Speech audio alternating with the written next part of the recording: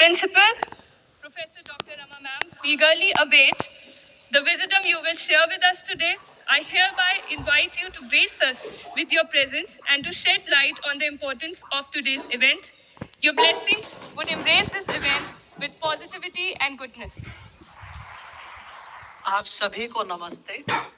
आप लोग सचमुच आज बहुत सौभाग्यशाली हैं कि डॉक्टर विकास दिव्य कीर्ति ने इतने बिजी शेड्यूल में से अपना टाइम निकाला। डॉक्टर विकास, हंसराज कॉलेज में हम हमेशा आपका वेलकम करते हैं, हार्दिक अभिनंदन करते हैं, क्योंकि आप हमें इस परिवार के सदस्य लगते हैं। आप विकास जी को सुनते हैं और इनके मोटिवेशनल लेक्चर्स की आप वीडियो भी सुनते होंगे, लेकिन आप में से कितने बच्चों ने 12th फेल मूवी देखी है? कितने बच्चों ने देखी है? देखिए, आपकी भूमिका देखकर और फिर मैंने डॉक्टर विकास से कहा, बल्कि आज आप सारे स्टूडेंट से कह रही हैं, उसमें हमने इनकी भूमिका देखी। अब हम उस दिन का इंतजार कर रहे हैं जब आप में से कोई विद्यार्थी आगे आए और डॉक्टर विकास दिव्य कीर्ति पर एक मूवी बनाए। वो बहुत जल्दी बनेगी। तो इसी आशा और विश्वास के साथ डॉक्टर विकास, आपका हंसराज कॉलेज में बहुत बहुत अभिनंदन। ईश्वर आपको इसी तरह से हमेशा उत्साह दे, आपको ऊर्जा दे और आप हंसराज कॉलेज में इसी तरह से आते रहें।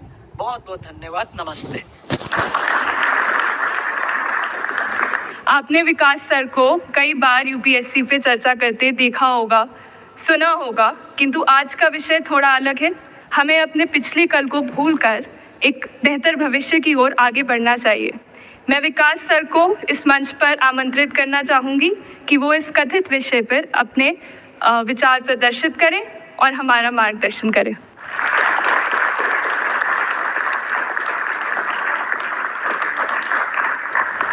आप सभी को नमस्कार।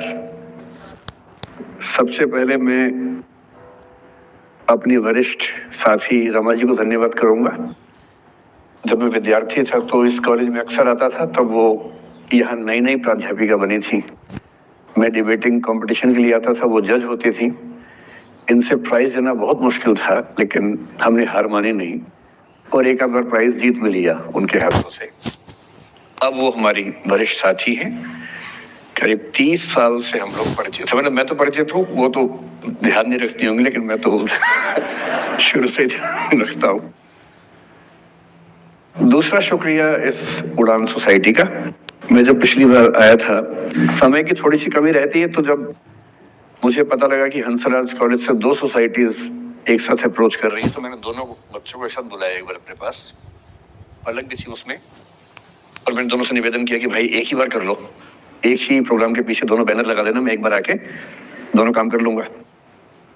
पर इन दोनों में वहां पर ठीक ठाक जोर आजमाइश हुई और अंत में तय हुआ कि 2 ही बार आना होगा। तो पिछली बार तो मैं करीब 6 महीने पहले आया था। निष्ठा सोसाइटी का गवर्नेंस पे एक सेमिनार था शायद। इनको हम सोच रहे थे कि टाल मटोल करके मैनेज कर लेंगे। हमने काफी कोशिश की, हमारी टीम ने काफी बहाने लगाए कि सर बिजी हैं, भारत के बाहर हैं, दुनिया के बाहर। खूब हमने कहा। हमें लगा कि अंत में हार के गिव अप कर देंगे या लेट गो कर देंगे, कुछ तो करेंगे। पर ये नहीं मानी।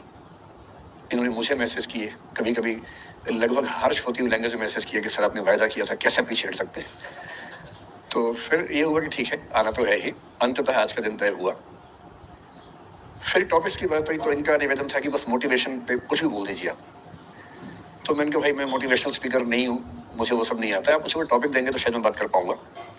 तो फिर इन्होंने कुछ टॉपिक्स भेजे 4-5 कि आप इनमें से कोई भी एक चुन लीजिए। मुझे उनमें से जो सबसे ठीक लगा आप लोगों की उम्र को देखते हुए, वो था the art of letting go. Right, the art of letting go. Letting go आपकी पीढ़ी का बड़ा प्रसिद्ध शब्द है। हमारी पीढ़ी में तो वो नहीं होता था। हम तो उस पीढ़ी के, उस क्षेत्र के लोग हैं। मैं हरियाणा से हूँ। पंजाब का असर हम पे रहा है ठीक ठाक। हिंदी भाषी हम लोग रहे हैं। अंग्रेजी हालांकि मैं बोल लेता हूँ, कोई चिंता की बात नहीं, लेकिन हिंदी ही मेरी आत्मा की भाषा है। तो जब मैंने सोचा कि लेटिंग गो, मैंने टीम से पूछा क्या होता है लेटिंग गो।